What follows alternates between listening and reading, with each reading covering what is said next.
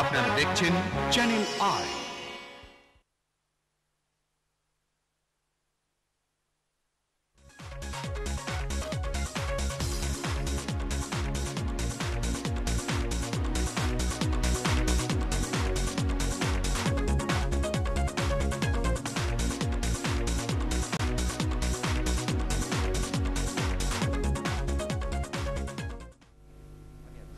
প্রিয় দর্শক, আসসালামু আলাইকুম। শুরু হলো লেজার টি টেলিপ্রেসক্রিপশন। আপনারা জানেন যে লেজার টি টেলিপ্রেসক্রিপশন চ্যানেল আয়ের একটি সরাসরি টেলিফোন অনুষ্ঠান। এই অনুষ্ঠানে আমরা স্বাস্থ্য ও চিকিৎসা বিষয়ে বিভিন্ন প্রসঙ্গ নিয়ে আলোচনা করে থাকি। সেই সঙ্গে টেলিফোনে প্রাপ্ত আপনাদের বিভিন্ন জিজ্ঞাসার জবাব দেওয়ার চেষ্টা করে থাকি সরাসরি এই অনুষ্ঠান থেকেই। দর্শক, আর কদিন বাদেই কোরবানির ঈদ। ঈদ নিয়ে নানা প্রস্তুতি চলছে, কিন্তু এই প্রস্তুতির মধ্যেও স্বাস্থ্য নিয়ে কিন্তু কিছু প্রস্তুতি আছে। আজকে আমরা এই বিষয়গুলো নিয়ে কথা বলবো। আজকের এই অনুষ্ঠানের একটা বিশেষ দিক হচ্ছে, আজকের এই অনুষ্ঠানে যারা অতিথি হিসাবে উপস্থিত আছেন তারা সবাই বিভিন্ন চ্যানেলে স্বাস্থ্য বিষয়ক অনুষ্ঠান উপস্থাপনা করেন এবং এই বিষয় নিয়ে কথা বলেন। আজকে বলতে গেলে আসলে আমি ঠিক উপস্থাপক না, আমি আজকের এই অনুষ্ঠানের সূচনাটা করে দিচ্ছি। আসুন প্রথমে তাদের সাথে আমরা পরিচিত হই। আমার ডান দিকে যিনি আছেন ডাক্তার সঞ্জিদা হোসেন পাপিয়া, তারপরে আছেন ডাক্তার শাখাওয়াত হোসেন সায়ন্ত এবং তারপরে আছেন ডাক্তার ফারজানা ডালিয়া। আপনাদের সবাইকে চ্যানেল স্টুডিওতে স্বাগতম। দর্শক, আগেই বলেছি যে অনুষ্ঠানটি সরাসরি সম্প্রচারিত হচ্ছে। অনুষ্ঠানের টেলিফোনের মাধ্যমে আপনি অংশ নিতে পারেন এবং ইতিমধ্যে হয়তো আপনারা টিভি স্ক্রিনে সেই নাম্বারগুলো দেখতে পাবেন, যে নাম্বারগুলোতে ফোন করবেন। আপনাদের ফোনের অপেক্ষায় রইলাম। ইতিমধ্যে তার মধ্যে আমরা একটু আলোচনা করি। আসলে ঈদের যে স্বাস্থ্য ভাবনা, হ্যাঁ, এটার মধ্যে তো অনেক কিছু থাকে। তো আমি শান্ত আপনার কাছে জানতে চাইবো যে কি কি ধরনের ভাবনা আসলে একজন ডাক্তার হিসেবে আপনি কি মনে করেন যে কি কি ধরনের ভাবনা থাকা উচিত? ভাবনার বিষয়ে যাওয়ার আগে আমি একটা আমার ইচ্ছার কথা বলে নেই। সেটি হচ্ছে যে আপনি এই অনুষ্ঠানের উপস্থাপক এবং সব সময় এটি করে থাকেন। তো আজকের অনুষ্ঠানে আমরাও বিভিন্ন চ্যানেলে অনুষ্ঠান উপস্থাপনা করি, আপনি উপস্থাপক। আজকে আপনি এখানে উপস্থাপক হিসেবে নয়, আমাদের সঙ্গে আপনি আলোচক হিসেবে অবশ্যই আমি চাই। আচ্ছা, আমিও আছি। ঈদের সঙ্গে স্বাস্থ্যর যে সম্পর্কটা কোরবানির ঈদের সঙ্গে, তার মধ্যে যদি আমরা ভাগ করি অনেকগুলো বিষয় জড়িত। কোরবানি মানেই হচ্ছে গরু কেনা, গরুর হাটে এই কিনতে যাওয়া, গরু কাটা, গরুর গুঁতো খাওয়া, লাথি খাওয়া, এই সবেও কিন্তু স্বাস্থ্যহানির ঘটনা ঘটে। সুতরাং এই ভালো দামের পছন্দের গরু কিনতে গিয়ে কাছে গিয়ে সমস্যা হতে পারে, সেই দিকটা একটা বিষয় আসতে পারে। তারপর হচ্ছে ঈদ মানেই হচ্ছে আমরা নারীর টানে বাড়ির পানে ছুটি, আপনজনের কাছে যাই। সেই যাওয়া এবং আসার পথে এইখানে অনেক বিড়ম্বনা ঘটে, যেটা স্বাস্থ্যহানির কারণ হয়, যেটা বিস্তারিত পরে নিশ্চয়ই আপনারা আলোচনা করবেন। এরপরে হচ্ছে ঈদের খাবার দাবার, যে ঈদের সময় মানে আমাদের খাওয়ার উৎসব যেহেতু, সুতরাং খাওয়ার আমাদের আচার আচরণ, খাওয়া দাওয়া, লাইফস্টাইল পরিবর্তন আসে। সেই বিষয়েও কি কি স্বাস্থ্যগত বিষয় আছে সেটি আসতে পারে। এরপর হচ্ছে বিভিন্ন রকমের রোগে আক্রান্ত যারা, তাদের এই সময়ে, এই ছুটির সময়ে যে বেশি পরিচর্যা দরকার কিংবা সাবধানতা দরকার, সেটি বিষয় হতে পারে।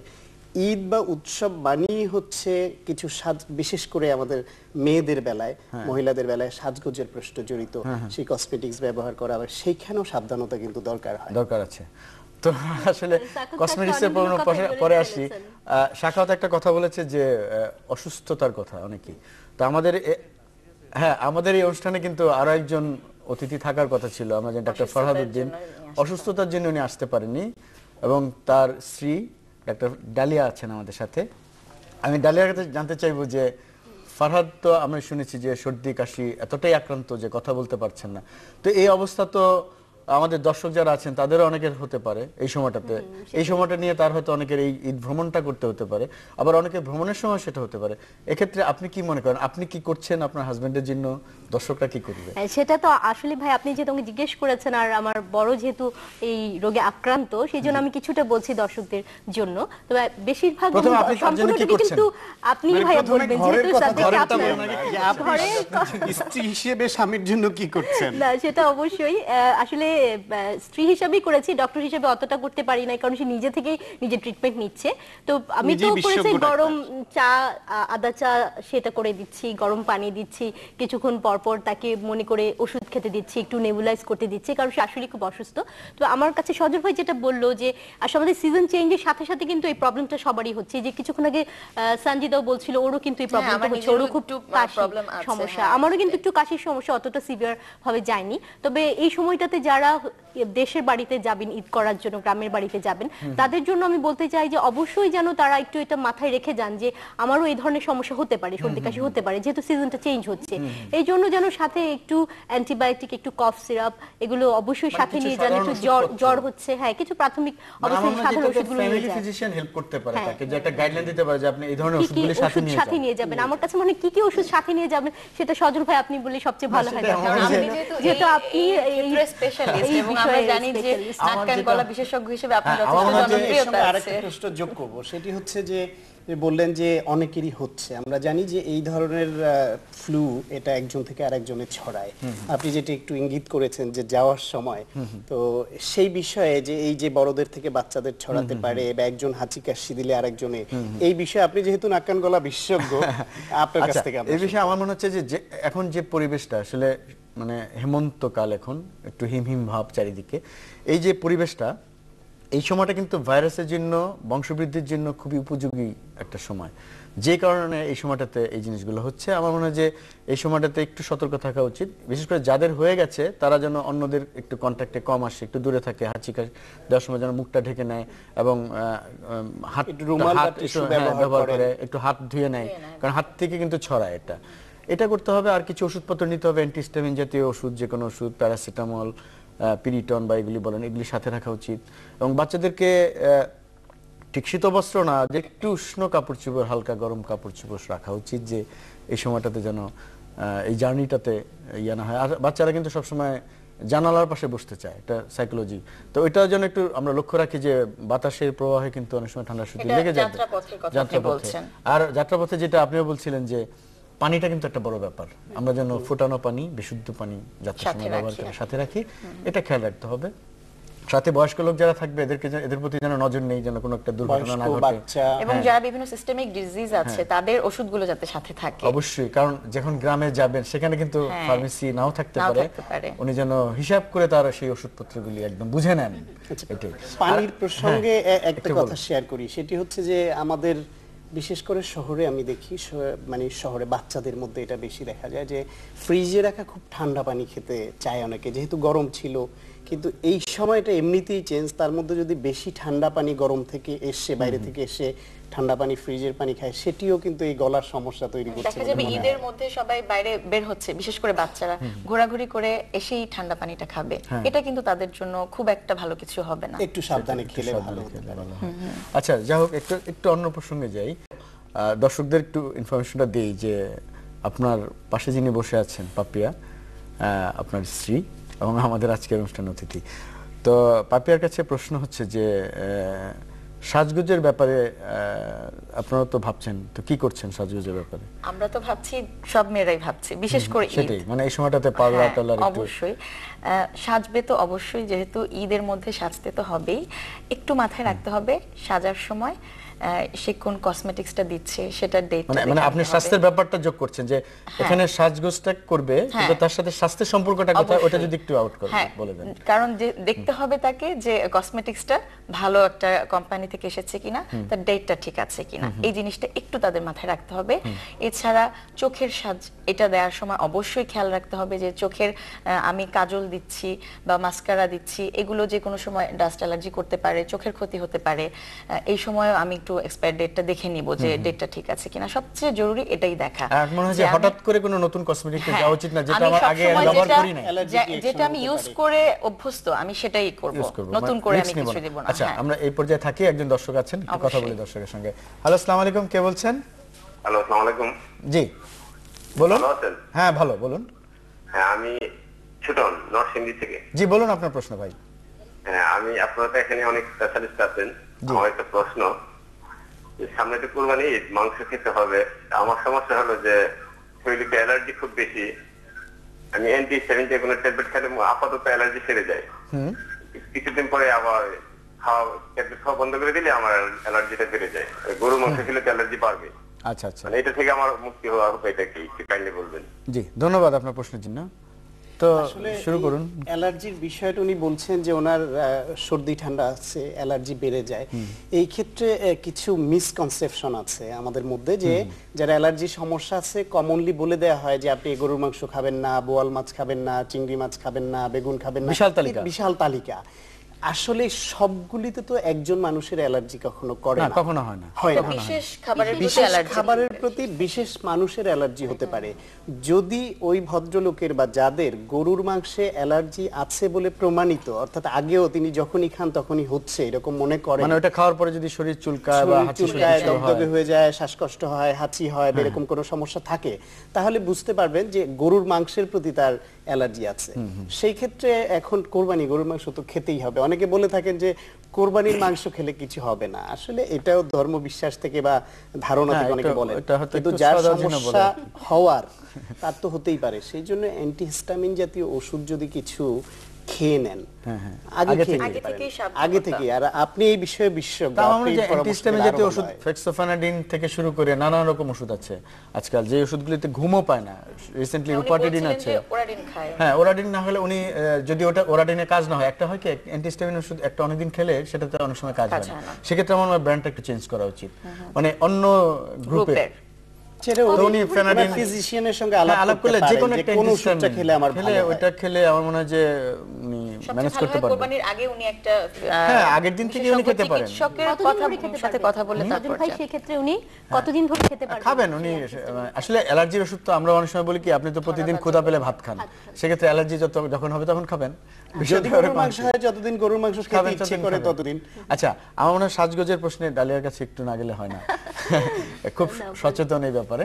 তো ডালিয়া আপনি কি বলেন যে কোন বিষয়গুলো লক্ষ্য রাখা উচিত?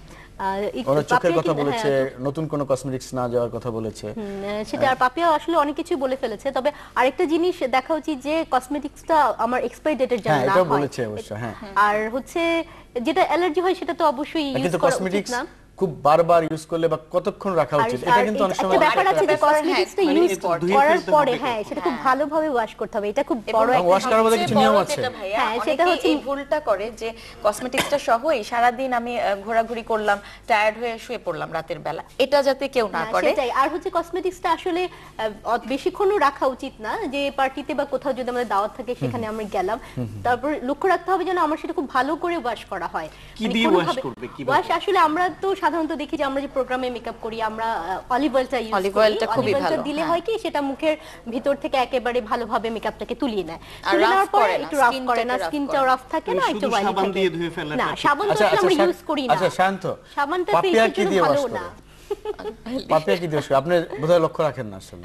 না আপনি প্রশ্ন করছেন ডালিয়াকে, তো আমি তো সিক্রেট জেনে গেছি, সিক্রেসি জানা হয়ে গেছে যে অলিভ অয়েল ব্যবহার। কিন্তু এতদিন আমি আপনার কাছে জানতে চাইতাম যে সিক্রেসিটা কি, তার মানে হচ্ছে যে আপনি পাপিয়া কি ব্যবহার করে আপনি খবরই রাখেন। আসলে এই মেয়েরা যখন এটা ওয়াশ করে বেশিরভাগ সময় তো ফ্রেশ রুমে গিয়ে দরজা বন্ধই থাকে, ওখানে ঢুকে তো আর দেখি না। তবে আমি যেটা দেখি যে বেসিনে যা যা রাখে, ফেস ওয়াশ থাকে, অলিভ অয়েল থাকে, কিছু কটন বা গজ থাকছে, তো ধারণা করছি এগুলি ব্যবহার। আচ্ছা তাহলে আমার একটা প্রশ্ন, যে সাবান দিয়ে আপনি বলেছেন কিন্তু সাবান দিয়ে মুখে কিন্তু সাবান ইউজ করা যায় ঠিক না, ফেস ওয়াশ। আচ্ছা এখন আপনাদের দুজনের কাছে প্রশ্ন, দুজনেই উপস্থাপনা করেন, দুজনেই চিকিৎসক, তো এই যে খোঁজ খবর একটু রাখেন না, এটা বুঝলাম আমি, যে একটা মেকআপ তুলে এটাও জানেন না ঠিক মতো, প্রশ্নের উত্তর দিয়ে বুঝে গেছি। আসলে কি কোনো কেমন যাচ্ছে আপনাদের? আমি সমস্যা হচ্ছে কিনা কোথাও, যে উনি খোঁজ রাখেন না? আমাদের ম্যাচিং দেখে বোঝা যায় না যে কেমন যাচ্ছে। না সমস্যা তো একদমই হচ্ছে না, বরং অনেক অনেক ক্ষেত্রে দেখা যাচ্ছে যে সাপোর্টটা আমরা পাচ্ছি, একজন আরেকজনের যে সাপোর্টটা হ্যাঁ যখন দরকার লাগছে, বিশেষ করে প্রোগ্রামের ক্ষেত্রে আমরা যখন প্রোগ্রামে যাই কোনো একটা ব্যাপারে আমার কোনো দরকার হলে ও সেটাকে আমাকে যথেষ্ট ভালো করে বুঝিয়ে দিচ্ছে, প্লাস ওর কতটা হেল্প হচ্ছে সেটা ওই বলুক। সবচেয়ে বড় বিষয় যেটা আমাদের সুবিধা যেটা সেটা হচ্ছে আমরা দুজনে একই প্রফেশনে একই হসপিটালে দুজনে কাজ করি, বঙ্গবন্ধু শেখ মুজিব মেডিকেল ইউনিভার্সিটিতে আছি আমরা, আর হচ্ছে চেম্বার একই সঙ্গে করি, টিভিতে উপস্থাপনা করি, তাও একই টেলিভিশন, এই দুজন একই অনুষ্ঠানে, সুতরাং আমাদের যাতায়াত সবকিছু প্ল্যানিং একসঙ্গে করা সহজ।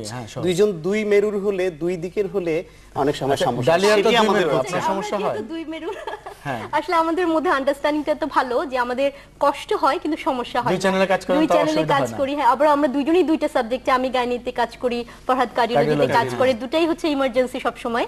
তারপর আমাদের বাচ্চাটাও ছোট, তো আমাদের প্রোগ্রামটা হয় ফ্রাইডেতে একই সময় দুইটা চ্যানেলে, তো আমাদের সেভাবেই মানিয়ে নিতে হয়। এবং খুব ফরহাদ খুব সাপোর্টিং, দুইজনই আমরা দুইজনকে সাপোর্ট খুব দেই, সে কারণে আমাদের আসলে সমস্যা হয় না আসলে এই ক্ষেত্রে কারণ একজনের এই সাপোর্ট এটাই দরকার আসলে, কারণ নাহলে এত যান্ত্রিক এখন জীবন এত ব্যস্ত হয়ে গেছে, আসলে প্রফেশনাল হলে আর একটু সমস্যা, কাজে মানিয়ে না নিতে পারলে তো সমস্যা। এই সুযোগটা নিচ্ছি আমি একটা কৃতজ্ঞতা প্রকাশের জন্য, সেটি হলো আমরা দুজনেই যেহেতু প্রফেশনাল বের হই, আমাদের দুটি ছেলে সন্তান আছে, আমার শাশুড়ি এবং আমার ওয়াইফের ছোট বোন, আমার শ্বশুর ফ্যামিলির সাপোর্ট আমরা খুব পাই, যার ফলে আমরা আমাদের মতো করে এগোতে পারছি। নিশ্চিন্তে বের হতে এটা পারি। সবার জন্যই আমি খুব বলতে দরকার। চাই, কারণ আমার আম্মার সাপোর্ট না হলে কিছু করতে পারতাম না। আমি এ পর্যন্ত এসেছি আমার আম্মুর জন্য, আসলে সেটাই, আমারও একজন আম্মু দর্শক আব্বুর জন্য দর্শক আসলে অপেক্ষা সাপোর্টের করছেন, জন্যই কথা বলবেন। সম্ভব হচ্ছে। হ্যালো, আসসালামু আলাইকুম। জি, হ্যালো। আসসালামু আলাইকুম। আমার নাম মিম। জি বলুন মিম। জি, আমি জানতে চাচ্ছিলাম যে আমার 10 বছর আগে একটা পক্সের দাগ হয়েছে কপালের মাঝখানে, তো এটা লেজার ট্রিটমেন্ট দিয়ে সম্পূর্ণ সারানো সম্ভব কিনা, আর আমার হাতে এক্সট্রা ওয়েটের জন্য কিছু ফেটে গেছে, ওটা সারানো সম্ভব কিনা সেটা আচ্ছা, মানে ঈদের সামনে একটু সৌন্দর্যটা একটু মনোযোগী হয়েছেন, তো এ ব্যাপারে কি আপনাদের কি এই ব্যাপারে আমি ডালিয়া একটু কি বলে? বলতে চাই যে আমি দীর্ঘদিন ধরে হচ্ছে লেজারের সাথে কাজ করেছি, আর সজীব ভাই আপনিও তো বলতে পারবেন, আপনিও হ্যাঁ, কাজ তবু করছেন, আপনি বলুন। তো সেখান থেকে অভিজ্ঞতা থেকে যতটুকু বলতে পারি যে পক্সের দাগটা সম্ভব, ওঠানো সম্ভব আর কি লেজার ট্রিটমেন্ট করে। এখন এত দ্রুত ওনার বোধহয় কয়েকটা সেটিং লাগে, এখন এই অল্প ঈদের আগে সেটিং ঈদের আগে মেকআপ দিয়ে ঈদের আগে মেকআপ দিয়ে রাখতে হবে। আপাতত পরে ঈদের পরেই আর একটা ট্রিটমেন্ট বিষয় করতে হবে। ইম্পর্ট্যান্ট এই ক্ষেত্রে, সেটা হচ্ছে কোনো ভালো একটা স্বনামধন্য লেজার সেন্টারে গিয়ে ওনার দেখানো উচিত ওনার যে এই দাগটা কতখানি গভীর, কতখানি এরিয়া জুড়ে এবং কতটুকু ইমপ্রুভমেন্ট হবে, সেটা তো এই বিষয়ে করতেই হবে। রোগী না আচ্ছা, দেখলে আমরা তো বলা মুশকিল। আবার ঈদের প্রসঙ্গে আসছি, যে আপনারা বলছিলেন যে আপনাদের ফ্যামিলির সাপোর্ট লাগে। আসলে আমাদের দেশে তো ঐতিহ্যগতভাবে আমরা কিন্তু একান্নবর্তী পরিবারে কিন্তু আমরা বিশ্বাসী অংশ, এবং আমাদের আসলে মনে হয় যে সেটা এই ঐতিহ্যটা ইয়েটা রাখা উচিত আমাদের, তাই না, এই ঐতিহ্যটা। কিন্তু একটু এবং আমাদের সমস্যা ঈদটাও হয় কিন্তু শহরে। আমাদের ঈদ একই কারণে কিন্তু আমরা ঈদে যাই, ঈদের গ্রামে। নিজস্ব আপনজন সবার সঙ্গে একসাথে। হ্যাঁ, মানে এটা কিন্তু আমাদের ঐতিহ্য। আর ঈদ মানে সবাই একসাথে যায়, এটা একটা সমষ্টিগত ব্যাপার, উৎসবটাই সমষ্টিগত। এবার কিন্তু ঈদের সাথে পুজোটাও চলে আসছে একই সাথে, কাজে একটা ব্যাপক উৎসব, কিন্তু আমাদের দেশ জুড়ে এবার সব লোকজনই এবার উৎসবে মেতে উঠবে। তো এই সময় তো সবাই গ্রামে যাচ্ছে, তার গ্রামে হইতে যাচ্ছে, বাচ্চারা থাকছে সাথে, ফ্যামিলি ব্যাপার যেহেতু, তার দাদা দাদির সাথে দেখা করবে, নানানের সাথে দেখা করবে। তো এই বাচ্চাদের নিয়ে সবাই যখন গ্রামে যান, সেখানে তো একটা সতর্কতার বিষয় আছে, পুকুর আছে, তারপরে বিভিন্ন জায়গা আছে, তারপর কিছু পশু ধরেন কুকুর আছে, গরু আছে, তো ওরা তো কিন্তু অভ্যস্ত না, ওই জায়গাটাতে কিভাবে তারা মেইনটেইন করবে, এ ব্যাপারে আপনাদের একটা গাইডলাইন। পুকুরের কথা বললেন ভাই, এটা নিয়ে আমার একটু ভীতি আছে, কারণ আমি তো সরকারি চাকরি করি, একটা সময় আমার উপজেলা হেলথ কমপ্লেক্সে পোস্টিং ছিল, সেখানে দেখতাম যে আমাদের বার্ষিক একটা রিপোর্ট থাকতো যে কি কি কারণে বাচ্চারা মারা যাচ্ছে, এরকম একটা রিপোর্ট থাকতো। বেশিরভাগ ক্ষেত্রেই দেখা যেত যে পানিতে ডুবে মারা যায় বাচ্চারা, মানে এটা অবশ্যই অ্যালার্মিং, সতর্ক থাকা উচিত সবাই যারা যাচ্ছেন। দেখা যায় যে বাবা মাদেরও কিন্তু একটা সতর্কতার অভাব থাকে, উৎসবে যেহেতু মেতে ওঠেন সবাই অনেকদিন পরে বাবা মার কাছে যাচ্ছে, শ্বশুর শাশুড়ির সাথে দেখা করছে, এই সময়টাতে একটু আমার মনে হয় একটু বেশি সতর্ক থাকা উচিত, বিশেষ করে মায়েদের, যে আমার বাচ্চাটা আমার সাথে আছে কিনা, কোথাও গেলে সাথে একজন লোক দিয়ে দেয়া, বাচ্চারা হয় কি নতুন পরিবেশে ওরা একটু উৎসুক থাকে, একটু ওরাও মানে অতি উৎসাহী হয়ে এই জায়গাগুলিতে চলে যায়। ওদেরকে যে মানা করব আমরা, সেটাও কিন্তু উচিত হবে না, কারণ ওরাও তো সুযোগ পায় না। একটা গাইডলাইনের মধ্যে করা উচিত। একটা জিনিস তো সত্য যে আমাদের শহুরে ছেলেমেয়েরা, বাচ্চারা শুনতে খারাপ শোনায়, তারপরে এটাই সত্য, বেশিরভাগের বেলায় ফার্মের মুরগির মতো বড় করতে হয়, মানে খেলার জায়গা নেই, বেড়ানোর জায়গা কম, আমরা সবাই ব্যস্ত, বাচ্চাদের সময় দেওয়া যায় না। ওরা গ্রামে গেলে এটা একটা সুযোগ, কিন্তু গ্রামে যাওয়া খোলামেলা জায়গা, এত সুন্দর পরিবেশ, সুতরাং ওরা ওইরকম অনিয়ন্ত্রিত হয়ে যায়। সেই ক্ষেত্রে অভিভাবকদের উচিত হচ্ছে তাদের চোখে চোখে রাখা, সাবধানে রাখা। আরেকটি বিষয় হলো যাতায়াত পথে, আপনি তো বাড়ির সাবধানতা বলছেন, আমরা দেখি যে প্রতি বছরই, বিশেষ করে ঈদ এলেই প্রচুর অ্যাক্সিডেন্ট, অজ্ঞান পার্টির খপ্পরে পড়া, বিভিন্ন রকমের সেগুলো সতর্ক থাকতে হবে। আচ্ছা, হাতের সময় নেই, খুব সংক্ষেপে বলতে হবে ডালিয়া, যে আপনার হাজবেন্ড কার্ডিওলজিস্ট থাকলে তাকেই প্রশ্নটা করতাম যে গরুর মাংস খাওয়ার বিষয় আছে, গরুর মাংস মানে তো কোলেস্টেরল, তো হৃদবান্ধব গরুর মাংস সম্ভব কিনা? সম্ভব, কারণ আসলে ঈদের সময় তো কিছুটা খেতেই হবে, তবে কিছুটা সতর্কতা নিয়ে খেতে হবে। আমার দুলাভাইও কার্ডিওলজিস্ট, হাজবেন্ডও কার্ডিওলজিস্ট, ওদের কাছ থেকে যতটুকু আমি জানি বা আমি নিজেও যতটুকু জানি, যে প্রথমে খেতে হলে গরুর মাংসটা কাটার সময় হচ্ছে চর্বিটা বাতিল করতে হবে, তারপর একটু ভালো করে সেদ্ধ করতে হবে, তারপরে খাওয়ার সময় ঝোলটা ফেলে দিয়ে ঠান্ডা করে তো উপর থেকে একটু চর্বি বাদ দাও, হ্যাঁ তারপর চর্বিটা বাদ যায়, তারপর খাবার সময় লক্ষ্য রাখতে হবে ঝোলটা যেন না খায়, খালি হচ্ছে মাংসটা যেন খায়, এবং গ্রিল করা মাংস যদি খায় মানে বেক করা, তাহলে কিন্তু আমি যতটুকু জানি যে গরুর মাংসের পিসগুলো যতটা সম্ভব ছোট করলে কিন্তু আমরা অনেকটা চর্বিগুলো ভেতরের কোলেস্টেরলটা অনেকটা বের হয়ে যায়। তো এখন আপনাকে এখান থেকে একটা প্রশ্ন করি, খেতে খেতে কিন্তু দাঁতের ফাঁকে কিন্তু মাংস আটকে যাবে, মাঝে মাঝে আটকে যাবে, আপনি দন্ত বিশেষজ্ঞ, বলুন।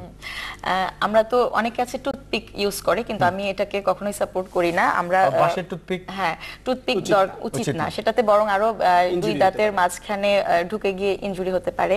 সো ডেন্টাল ফ্লস বলে বাজারে এক ধরনের সুতা পাওয়া যায়, সেটা একটু সাথে রাখা যেতে পারে, ঈদের আগে আমরা কিনে রাখতে পারি বাসায়, ওইটা এই জাতীয় সমস্যা হলে যাতে সে ওই দুই দাঁতের মাঝখানের নিতে পারে। আর একটা হচ্ছে উৎসবের সময়, যেহেতু ডেন্টিস্টের প্রসঙ্গ আসছেই, উৎসবের সময় সারাদিন আনন্দ হুল্লোর উল্লাস করে খেয়ে রাতে ঘুমিয়ে পড়ে অনেকে, অনেক রাতে টায়ার্ড হয়ে দাঁত ব্রাশ করে না। সেই জন্য দর্শকদের প্রতি অনুরোধ, এই উৎসবেও আপনারা ঈদের রাতে বা পরের রাতে শোয়ার আগে দাঁত ব্রাশ করতে ভুলবেন না। জি, আমার মনে হয় ওখানে শেষ করতে হবে। ডাক্তার ডালিয়া, ডাক্তার শান্ত, ডাক্তার পাপিয়া, আপনাদের সবাইকে অনেক অনেক ধন্যবাদ। প্রিয় দর্শক, এতক্ষণ যারা আমাদের সাথে ছিলেন আপনাদের সকলকে অনেক অনেক ধন্যবাদ। আরটা হচ্ছে ঈদের এই উৎসবে আমরা মেতে উঠবো, নানা এই পূজার উৎসবে মেতে উঠবো, কিন্তু তার মধ্যে আমরা আমাদের যে স্বাস্থ্য ভাবনাগুলো সেগুলো যেন আমরা একটু মাথায় রাখবো। আমরা যাত্রাপথে নিজে পানি নিয়ে নিব এবং বাচ্চাদের বাইরের খাবার খেতে দিব না, এবং বাচ্চারা লঞ্চে, স্টিমারে, ট্রেনে, বাসে যেখানে জার্নি করুক না কেন, তারা জানলার পাশে যখন বসে থাকবে বেশি বাতাস না লাগে, তাদের নামানোর সময়, ওঠানোর সময় আমরা একটু লক্ষ্য রাখবো যেন কোনো দুর্ঘটনার শিকার না হন। একই সাথে গ্রামের বাড়িতে যাওয়ার সময় আমরা সতর্ক থাকবো, খাওয়ার দাওয়ার ব্যাপারে যে গাইডলাইনগুলো আমরা জানি ইতিমধ্যে, সেগুলো আমরা একটু লক্ষ্য রাখবো। সবাই ভালো থাকবেন, সুস্থ থাকবেন, সবাইকে আগাম ঈদের শুভেচ্ছা, পূজার শুভেচ্ছা, ভালো থাকবেন।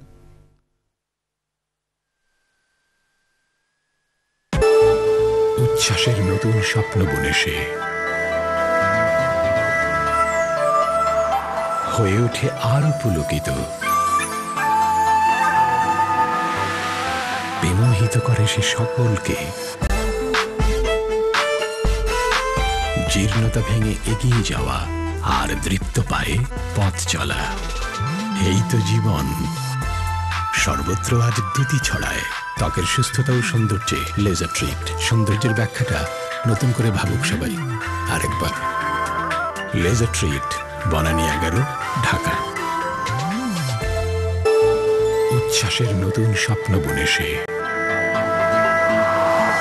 হয়ে ওঠে আরো পুলকিত, উচ্ছ্বাসের নতুন স্বপ্ন বুনে সে হয়ে ওঠে আরো পুলকিত, বিমোহিত করে সে সকলকে, জীর্ণতা ভেঙে এগিয়ে যাওয়া আর দৃপ্ত পায়ে পথ চলা, এই তো জীবন। সর্বত্র আজ দ্যুতি ছড়ায়, ত্বকের সুস্থতা ও সৌন্দর্যে লেজার ট্রিট। সৌন্দর্যের ব্যাখ্যাটা নতুন করে ভাবুক সবাই আরেকবার। Laser Treat, Banani 11, Dhaka. উচ্ছ্বাসের নতুন স্বপ্ন বুনে সে হয়ে ওঠে আরো পুলকিত, জীর্ণতা ভেঙে এগিয়ে যাওয়া আর দৃপ্ত পায়ে পথ চলা, এই তো জীবন। ত্বকের সুস্থতা ও সৌন্দর্যে লেজার ট্রিট।